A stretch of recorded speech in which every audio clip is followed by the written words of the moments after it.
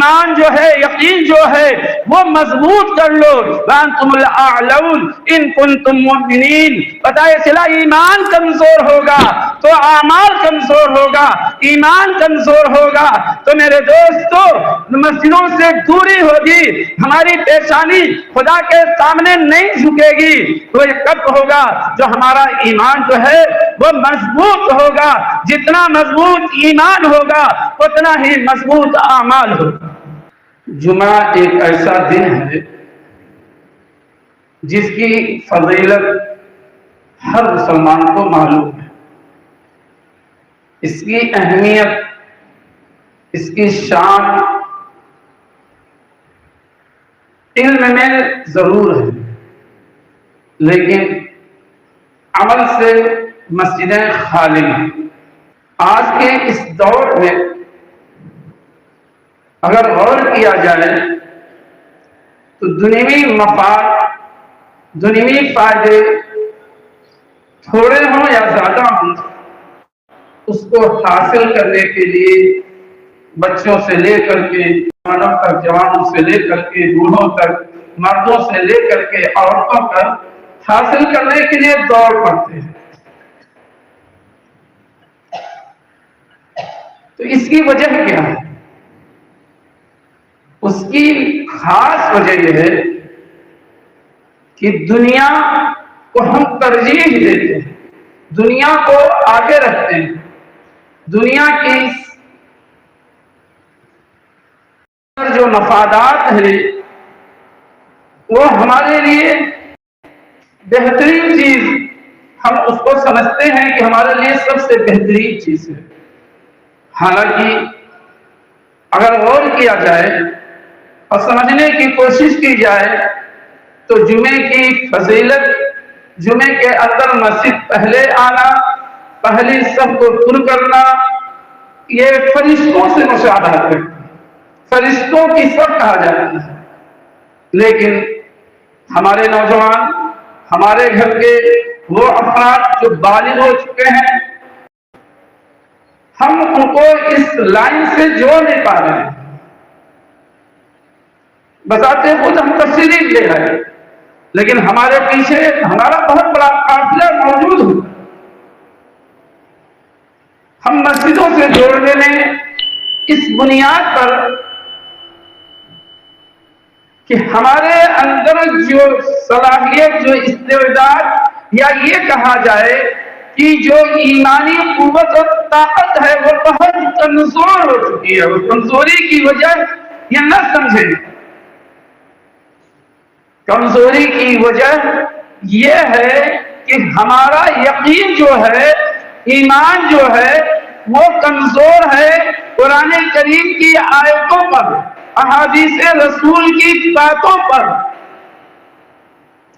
ورنہ ہم دنیا کے سلسلے میں، مفاد کے سلسلے میں، فائدے کے سلسلے میں ہمارے رجحانات، ہمارے خیالات چھوٹے بچوں سے لے کر کے عمر دراز تک، میرے دوستوں، جو اصول دنیا کے حاصل کرنے کے لیے ہیں اس نے ہمارے اندر الا ماشاءاللہ کچھ لوگوں کے اندر کوتاہی ہوگی، لیکن اپنی ذات کے لیے کسی کی کوتاہی نہیں۔ دوسروں کے لیے کوتاہی ہو سکتی ہے کہ کسی کا بیٹا کماتا نہ ہو، لیکن اگر اس کو کوئی چائے کی دعوت دے دے یا اور کسی چیز کی دعوت دے دے تو میرے دوستوں وہاں تک پہنچ جائے گی۔ لیکن اگر مسجد کی دعوت دی جائے، مسجد کا پیغام پہنچایا جائے، مسجد کے آنے کی بات کی جائے تو میرے دوستوں اخیر درجے میں ہمارے لوگ مسجدوں کو بھریں گے۔ یہ جمعے کی سب سے ہے، اگر یقین یہ پیدا ہو جائے کہ مسجد کو سب پہلی سب کا حاضری جو ہے وہ فرشتوں کی حاضری ہے، فرشتوں کے سب میں کھڑا کرنے کی حاضری ہے، یہ چیز ہم اپنے بچوں کے اندر جتنے ڈال دیں گے کہ آقا رسول اللہ صلی اللہ علیہ وسلم کی احادیث ہے، آپ کا یہ پیغام ہے، تو میرے دوستوں یقیناً ہماری مسجدیں وقت سے پہلے پر ہو جائیں، بھر جائیں۔ تو اس پر غور کرنا چاہیے۔ بذات خود اگر ہم آتے ہیں تو اپنے بالغ بچوں کو مسجد پہلے لانے کی کوشش کرنا چاہیے۔ یہ ایمان کی کمزوری ہے، یقین کی کمزوری ہے. یہ نہ کہیں کہ مجبوری ہے، مجبوری نہیں ہے، یہ یقین کی کمزوری ہے. وہی کمزوری کی بنیاد پر مسجدیں بے رونق ہوتی چلی جاتی ہیں. حالانکہ اللہ تبارک و تعالی نے صاف ارشاد فرمایا کہ وہی لوگ مسجدوں کو آباد کرتے ہیں جو اللہ اور آخرت کو مانتے ہیں. مسجدوں کو کون لوگ آباد کرتے ہیں؟ جو اللہ اور آخرت کو مانتے ہیں. اللہ کے ماننے والے تو بہت سے لوگ مل جائیں گے. ہمارے اور غیروں کے درمیان اگر ہم امتیاز چاہتے ہیں، پہچان چاہتے ہیں، تو پہچان اس طرح سے ہوگی کہ غیر بھی ایک خدا کو، ایک بھگوان کو مانتا مل جائے گا. لیکن آخرت کا یقین، آخرت کی بنیاد میرے دوستوں، ان کے ہاں یہ تصور نہیں، ان کے ہاں تو تصور دوسرا ہے کہ آنے جانے کی دنیا ہے. ہم یہاں کسی انسان کی شکل میں ہیں، آگے ہم دوسری شکل میں واپس آ جائیں گے. حالانکہ عقیدہ بہت مضبوط نہیں ہے، اس میں کوئی کم بھی نہیں ہے، لیکن بہرحال جس کا عقیدہ، جس کا یقین ہے، وہ اپنے یقین کے مطابق اپنی زندگی گزار رہا ہے. لیکن مسلمان کا یقین تو یہ ہے کہ مرنے کے بعد کی جو زندگی ہے وہ ہمیں خدا کے سامنے حساب و کتاب دینا ہے. یہی آخرت کا یقین ہے. اسی کو بتایا کہ مسجدوں کو لوگ آباد کرتے ہیں جو خدا اور آخرت کا یقین رکھتے ہیں. پتہ یہ چلا کہ خدا اور آخرت کا یقین ہمارے نوجوانوں سے، ہماری اولادوں سے، ہمارے پڑھے لکھے لوگوں سے یہ یقین نکل رہا ہے، جس کی بنیاد پر میں دوستوں مسجدیں ویران ہوتی. مسجدوں کی ویرانی کی وجہ یہ نہ کہیں کہ ہماری لاپرواہی ہے، ہماری کمزوری ہے. کمزوری ایمان کی ہے، کمزوری یقین کی ہے، کمزوری آخرت کا یقین جو ہے وہ کمزور ہے. اس لیے میرے دوستو یہ پیغام دینا چاہتا ہوں اپنے آپ کو بھی، آپ کو بھی، اپنے کو بھی، آپ کو بھی، کہ لوگوں کا یقین جو ہے، اپنی اولاد کا یقین قرآن سے جوڑیے، اپنی اولاد کا یقین جو ہے رسول اللہ کی زندگی سے جوڑیے، اور اپنا یقین جو ہے اپنے مالک سے جوڑیے. اپنا رشتہ جو ہے خدا سے مضبوط کیجئے کہ خدا نے جو کہا وہ سچا، قرآن نے جو کہا وہ سچا، رسول اللہ نے جو کہا وہ سچا. اس کی سچائی کا یقین جب دل کے اندر پیدا ہو جائے گا تو میرے دوستوں مسجدیں جو ہے جمعے سے پہلے آباد ہو جائیں. میرے دوستو آپ جانتے ہی ہیں کہ یہ 12 ربیع الاول کا مہینہ چل رہا ہے. ربیع الاول اپنے مہینوں میں ایک مقام رکھتا ہے، اپنی ایک حیثیت رکھتا ہے. میرے دوستو ربیع الاول کے منانے کی شکلیں لوگ دوسری شکلیں اپناتے ہیں، الگ الگ طریقے اپناتے ہیں. ذرا غور کریں گے کہ ربیع الاول کا پیغام کیا ہے. آج کی بعثت، آج کی اس دنیا میں آنے اور آج کی تشریف آوری کس مقصد کے لیے ہوئی ہے؟ اگر اس مقصد کو ہم اپنے بچوں کو، اپنے گھر والوں کو سمجھانے کی کوشش کر لیں کہ 12 ربیع الاول کا مقصد یہ ہے کہ سسکتی دنیا جو تھی، دنیا کے اندر ظلم و زیادتی کا جو ماحول تھا، شراب جوئے کا جو ماحول تھا، جھوٹ اور دھوکہ دھڑی کا جو ماحول تھا، اس ماحول سے نکالنے کے لیے، اس سکتی دنیا کو نئی روح پیدا کرنے کے لیے جس کا انتخاب اللہ تبارک و تعالی نے کیا وہ آخری رسول محمد عربی صلی اللہ علیہ وسلم کی ذات ہے. اب آئیں 12 ربیع الاول یا 9 ربیع الاول بروز دوشنبہ آپ کی پیدائش کا وقت ہوتا ہے. صبح کے وقت آپ اس دنیا میں تشریف لاتے ہیں. لیکن میرے دوستو ہم جس مقصد کو، ایک ہے جشن میلاد نبی. جشن میلاد نبی کا مطلب ہم کیا کریں گے؟ جھنڈی لگا لیں گے اور کچھ ایسے کام کر لیں گے جو ہمارے مزاج کے موافق ہو، ہمارے خیالات کے موافق ہو، جس میں ہمیں مزہ آتا ہو. ایک ہے مقصد میلاد نبی کہ آپ اس دنیا میں تشریف کیوں لائے، اللہ نے آپ کو کیوں بھیجا، کیا مقصد تھا. وہ مقصد اگر سمجھنے کی ضرورت ہے پھر قرآن کریم کو سمجھنے کی ضرورت ہے. پھر اللہ کے رسول صلی اللہ علیہ وسلم کی سیرت کو سمجھنے کی ضرورت ہے، آپ کے اخلاق کو سیکھنے کی ضرورت پڑے گی، آپ کے کردار کو جاننے کی ضرورت پڑے گی کہ آپ اس دنیا میں تشریف لائے جب ظلم، جبر، اسی طرح سے جو برائیاں آج کے وقت میں موجود ہیں، کہ نہ کہیے گا آج نئی برائیاں ہیں، وہی برائیاں اس سرزمین پر جس میں آپ پیدا ہوئے، میرے دوستو، مکہ کے سرزمین پر جو برائی آج آپ تلاش کرنا چاہتے ہیں وہ ساری برائیاں اس وقت موجود تھی، اور یہ شکلیں وہی تھی، جوا موجود تھا، دھوکہ دھڑی موجود تھی، جھوٹ عام تھا، دھوکہ دھڑی عام تھی، کسی پر ظلم کرنا اور ستانا، یہ ساری چیزیں عام تھی جس طرح آج کے وقت۔ تو انقلاب کیسے پیدا ہوا؟ آپ کے آنے سے جو انقلاب آیا وہ انقلاب نعروں سے نہیں آیا کہ صرف نعرہ دے دیا جائے کہ زندہ باد لگا دیا جائے، میرے دوستو، وہ انقلاب آپ کی سیرت سے آیا، آپ کے بتائے ہوئے پیغامات سے آیا، قرآن کریم کی آیتوں سے، اور ان کو پڑھنے سے وہ انقلاب پیدا ہوا۔ جہاں برائیاں تھیں وہاں اچھائیاں آ گئی۔ اسی واسطے اللہ کے رسول صلی اللہ علیہ وسلم کو اللہ تبارک و تعالی نے جو مقام دیا، جو مرتبہ دیا، کوئی معمولی مرتبہ نہیں ہے، لیکن ہم نے آپ کی سیرت کو، آپ کے بتائے ہوئے طریقے کو نہ خود اپنانے کی کوشش کر رہے ہیں، نہ اپنی اولاد کو کرنے کی کوشش کرا رہے ہیں، کہ اللہ کے رسول صلی اللہ علیہ وسلم جو پیغام لے کے آئے تھے وہ پیغام صرف دنیا والوں کے، پوری دنیا کے رحمت تھی، ہر ایک کے لیے رحمت تھی، رحمت ہے، آج بھی ہے، بشرطے کی ماننے والے ہوں۔ قرآن کریم نے اس کو لایا، اَوَانْتُمُ الْأَعْلَوْنَ إِن كُنتُم مُؤْمِنِينَ۔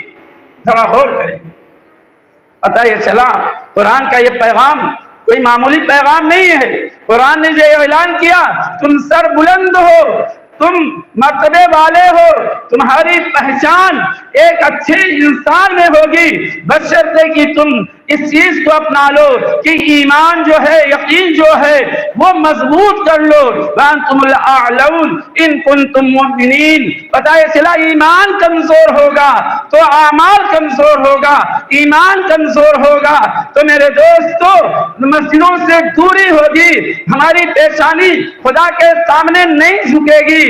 تو یہ کب ہوگا؟ جو ہمارا ایمان جو ہے وہ مضبوط ہوگا، جتنا مضبوط ایمان ہوگا اتنا ہی مضبوط اعمال ہوگا۔ اعمال کو دار و مدار ایمان پر ہے، آخرت کا یقین پر ہے۔ آخرت کا یقین جتنا کمزور ہوگا، میرے دوستو، جب آخرت کا یقین کمزور ہوگا دنیا ہی کو سب کچھ سمجھ لیا جائے گا، جو زندگی ہے یہی زندگی ہے، اس کے بعد کوئی حساب و کتاب نہیں، جو زندگی ہے عیش و آرام ہے، اسی دنیا میں ہے، اس کے بعد پھر آرام نہیں۔ اگر یہ یقین ہے تو پھر وہ آدمی اعمال نہیں کرے گا، وہ اپنی مرضی کے مطابق یہ زندگی گزارنا چاہے گا۔ تو اللہ کے رسول صلی اللہ علیہ وسلم کہا، اللہ نے وما ارسلناک الا رحمۃ للعالمین، ہم نے آپ کو تمام جہان کے لیے رحمت بنا کر بھیجا ہے، اور ربیع الاول کے مہینے میں بھیجا ہے۔ تو ربیع الاول کا مہینہ جب پیغام دیتا ہے اور یہ بات ہمیں بتلاتا ہے کہ ربیع الاول میں آپ کی آمد ہے، آپ اس دنیا میں تشریف لائے ہیں، آپ کا جو مقام ہے، آپ تمام جہان کے لیے رحمت بنا کر بھیجے گئے ہیں، تو یہ امت ہی رحمت للعالمین کی امت ہے۔ ذرا اپنے مزاج کو، اپنے خیالات کو، اپنے کردار کو، اپنے آس پاس پڑوس والوں کے نظریات کو اگر ہم سامنے رکھیں گے تو نتیجہ یہ چلے گا کہ ہمیں رحم کا مادہ مسلمانوں کے اندر سے نکل چکا ہے۔ بھائی بھائی سے پریشان ہے، پڑوس سے پریشان ہے۔ ذرا غور کریں کہ اللہ کے رسول جس جگہ تشریف لائے تھے، آپ تنہا ایک خدا کے عبادت کے لیے اعلان کیا تھا، پورا مکہ آپ کا دشمن بن گیا تھا، اور مکہ کی دشمنی یہاں تک بڑھی کہ آپ کو مدینہ جانا پڑا۔ ذرا غور کریں، کیوں؟ اگر آپ کے اندر رحمت نہ ہوتی، آپ کے اندر شفقت نہ ہوتی، آپ کے پاس بیٹھنے والے لوگوں سے آپ کو نفرت ہوتی، یہاں تک کہ غیروں سے جو آپ کے دشمن تھے آپ نے ان کو معافی کا جو اعلان کیا تھا، وہ اعلان آج ہمارے لیے ہے کہ ہم اپنے بھائی کو بھی نہیں معاف کر پاتے۔ ہم تو سیرت کا مطالعہ جانتے ہی نہیں، سیرت کو سمجھنے کی کوشش بھی نہیں کرتے کہ سیرت جو ہے، آپ کا پیغام جو ہے وہ آپ تمام جہانوں کے لیے جب رحمت ہیں تو یہ امت بھی تمام جہانوں کے لیے رحمت بننا چاہیے۔ جھگڑا، لڑائی، فساد اپنے مزاج کے خلاف ہو جائے تو ہم نالا ہو جاتے ہیں، فریاد کرنے لگتے ہیں، ہمارا جو غصہ ہے وہ کتنا بڑھ جاتا ہے۔ لیکن اگر ہمیں غور کریں کہ اللہ کے رسول صلی اللہ علیہ وسلم کی جو سیرت ہے، سیرت طیبہ جو آپ کی ہے، وہ ہمیں جو اخلاق بتاتی ہے وہ اخلاق یہ ہے کہ آپ نے جانی دشمنوں کو بھی معاف کر کے بتا دیا کہ معافی یا آخرت کا زینہ ہے۔ ترقی کا زینہ ہے لیکن آخرت کا زینہ ہے۔ آخرت میں آپ کو ترقی چاہیے، اس واسطے اللہ کے رسول صلی اللہ علیہ وسلم نے ایک بار ارشاد فرمایا کہ جو زمین والوں پہ رحم کرے گا آسمان والا اس پہ رحم کرے گا۔ یہ پیغام کہاں سے آتا ہے؟ یہ پیغام جو ہے اللہ کے رسول کی سیرت سے آئے گا، آپ کے اخلاق سے آئے گا، آپ کے کردار سے آئے گا۔ تو میرے دوستو، بتانا یہ مقصود ہے کہ 12 ربیع الاول جو آتا ہے یا 9 ربیع الاول جو آتا ہے، یہ ہمیں ایک پیغام دیتا ہے کہ ہمیں آپ کی سیرت کو اپنانا ہے، آپ کی باتوں کو اپنانا ہے، آپ کے اخلاق کو اس طرح سے پیش کرنا ہے کہ جس طرح صحابہ نے پیش کیا تھا۔ صحابہ کی زندگی، حضرت عمر رضی اللہ عنہ آپ جانتے ہیں، بڑے مشہور صحابی ہیں۔ آپ صلی اللہ علیہ وسلم کے قتل کے درپے ہیں، تلوار لے کے جا رہے ہیں۔ ذرا غور کریں، یہ غور کرنے کی چیز ہے میرے دوستو۔ اس کے بعد وہی قرآن کی چند آیتیں آپ کے دماغ کو، آپ کے دل و دماغ کو کس طرح بدل دی۔ ہم پورا قرآن پڑھتے ہیں لیکن ہمارا دل و دماغ نہیں بدلتا ہے۔ ہم پورا قرآن سنتے ہیں لیکن دل و دماغ ہمارا نہیں بدلتا ہے۔ اس کی بنیاد کیا ہے کہ قرآن کی جو تاثیر ہے، قرآن کا جو اثر ہے وہ ہمارے دلوں تک نہیں پہنچتا ہے۔ ورنہ چند آیتیں ہی میرے دوستو، پورا کلام پاک اکٹھا نازل نہیں ہوا تھا۔ آپ سب جانتے ہیں 23 سال کے اندر نازل ہوا ہے، لیکن بدلاؤ چند آیتوں سے، 2-4 آیتوں کو پڑھ کر کے جو اس وقت مکے میں کتنی بہت زیادہ لمبے قرآن پورا نازل ہے، مدینے میں تو احکام نازل ہوئے ہیں، لیکن مکے کے اندر آخرت کا یقین پیدا کرنے کے لیے 13 سال لگائے گئے۔ ہم پورا کلام پاک پڑھتے ہیں، اکثر لوگ ناظرہ کی شکل میں، کچھ لوگ، لیکن قرآن سے ہم جو چیز حاصل کرنا ہے وہ چیز حاصل کرنے کے موڈ میں ہی نہیں ہے، نہ اپنی اولاد کو قرآن کریم کے مطابق زندگی گزارنے کے لیے ہم نے کوئی کوشش بھی نہیں کی۔ کوشش کس نے کی ہے؟ میں اگر کہوں تو وہی مولوی مولانا جو مدرسے میں ہیں انہی کی ساری ذمہ داری ہے۔ کلمہ سکھانا انہی کی ذمہ داری، نماز سکھانا انہی کی ذمہ داری، جس شکل میں بھی ہو، اور ساری کوتاہیاں کمیاں بھی انہی کے سب رکھی جاتی ہیں۔ ذرا غور کریں، ہم نے اپنی اولاد کے لیے کیا قربانیاں دی ہیں دین کے سلسلے میں، آخرت کے سلسلے میں۔ آخرت کا یقین پیدا کرنے کے لیے ہم نے ان کے سامنے کبھی مشورہ کیا یا نہیں کیا ہے؟ تو میرے دوستو پتہ یہ چلے گا کہ نماز کے لیے اگر کہہ دیا تو بہت بڑی بات، لیکن نماز کیوں نہیں آئی؟ نماز اس لیے نہیں آئی کہ میرے دوستو وہ خوف خدا جو تھا وہ اولاد کے اندر ہم نے نہیں اتارا۔ قرآن کریم نے اس کو بھی بیان کیا کہ نماز کون لوگ نہیں پڑھتے۔ ہم تو سمجھتے ہیں کہ ہم نماز صرف نہیں پڑھتے ہیں، لیکن قرآن کریم نے جو نقشہ کھینچا ہے، جو بتایا ہے کہ نماز وہ لوگ نہیں پڑھتے ہیں جو اللہ سے نہیں ڈرتے ہیں۔ نماز ان کے لیے بھاری ہے جو اللہ سے نہیں ڈرتے ہیں۔ نماز اس کے لیے بہت آسان ہے جو خدا کا خوف رکھتے ہیں، خدا سے ڈرتے ہیں۔ تو میرے دوستو بتانا یہ مقصود تھا کہ وما ارسلناک الا رحمۃ للعالمین، یہ امت رحمت للعالمین کی امت ہے، اس کے اندر میرے دوستو اپنے پڑوسیوں کے ساتھ اچھے برتاؤ کرنا، اپنے اخلاق کو نبی پاک صلی اللہ علیہ وسلم کے اخلاق سے ملا کر اپنی زندگی گزارنے کے لیے اپنے آپ کو، اپنے گھر والوں کو اور اسی طرح ملنے جلنے والوں کو یہ پیغام دینا کہ آپ اس دنیا میں آئے، آپ کے تمام دشمن تھے لیکن آپ نے تمام دشمنی کو میرے دوستو اپنے اخلاق سے مار دیا، ختم کر دیا، مٹا دیا۔ آج کے اس دور میں میرے دوستو خاص طور سے ہندوستان میں اگر ہمیں جینا ہے تو اپنے پڑوسیوں کے ساتھ چاہے مسلم ہوں یا غیر مسلم ہوں ان کے ساتھ وہ اخلاق پیش کرنا ہے جو اخلاق آپ صلی اللہ علیہ وسلم نے ہندا کے لیے پیش کیا۔ ہندا کے لیے کیا پیغام دیا بھائی معلوم ہے؟ ہندا نے آپ کے چچا کا کلیجہ نکال کے چبایا، وہ بھی کوئی چچا معمولی نہیں تھے، آپ کو بڑی وصیت تھی، آپ نے اس چچے کو سید الشہداء کا لقب دیا کہ جتنے شہید ہوں گے سب کے سردار حمزہ ہوں گے، اور حمزہ کے کلیجہ چبانے والی عورت ہندا آپ فاتح بن کے گئے ہیں مکے کے اندر۔ میرے دوستو آپ کے پاس لاؤ لشکر ہے، وہ صحابہ ہیں جو آپ کے نام پر آپ کی زبان سے جو نکلے اس کو قبول کرنے کے لیے ہمیشہ تیار تھے۔ آپ چاہتے ہندا سے بھی بدلہ لے سکتے تھے، ابو سفیان سے بھی بدلہ لے سکتے تھے، کن لوگوں نے حضرت بلال کے ساتھ جو معاملہ کیا اور اسی طرح سہیل کے ساتھ، سمیہ کے ساتھ جو معاملہ کیا تھا وہ سارے معاملات کا بدلہ لینے کا وقت تھا، لیکن میرے دوستو آپ نے ایک ہی پیغام دیا کہ آج سب معاف، انتم الطلقاء، تم سب آزاد ہو۔